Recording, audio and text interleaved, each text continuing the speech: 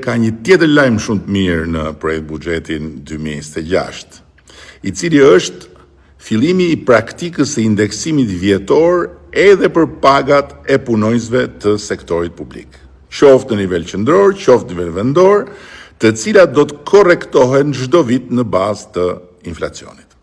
Kjo është një politikë e re pagash që e kombinuar me rritjen e përgjithshme si rezultat i rritjes pagës minimale për të gjithë, i shton gati 100 milion euro qysh në vitin e parë 2026, shumës që mandati i katërt do të vërë në dispozicion të rritjes së fuqisë blerëse të gjitha kategorive shoqërore.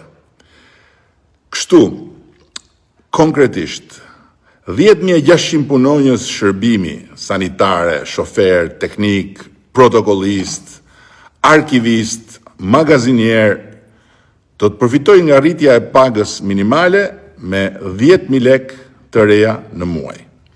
Për specialistët administratës publike, rritja do të jetë 5.000 lekë të reja. Mësuesit do të përfitojnë pagë 3.000 lekë të reja më shumë në muaj.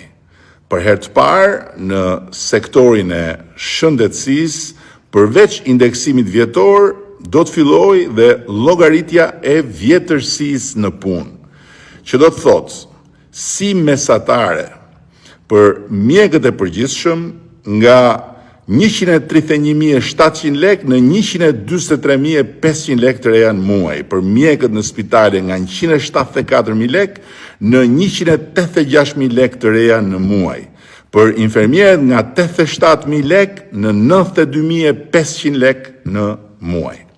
Po ashtu, edhe për punonjësit e policisë së shtetit, përveç indeksimit do të ketë rritje për vjetërsinë në punë, e cila për gradat më të ulta përkthehet në një rritje mesatare me 5.000 lekë të reja në muaj.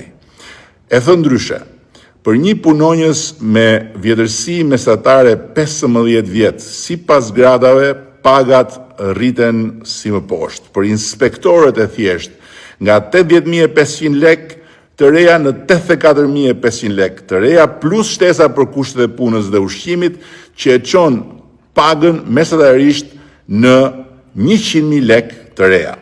Për nënkomisarët, paga do të rritet nga 95.500 në 101.000 lekë të reja, e cila me shtesën për kushtet e punës dhe po ashtu për ushqimin shkon në 116.000 lekë të reja. Për komisarët nga 105.000 në 110.600 dhe me shtesën për kushtet e punës plus për ushqimin shkon në 125.600 lekë të reja. Dhe për drejtuesit e thjesht, nga 130.500 paga do të shkojnë 141.450 lekë të reja, që me shtesën dhe me ushqimin bëhet mesatarisht 156.450 lekë të reja.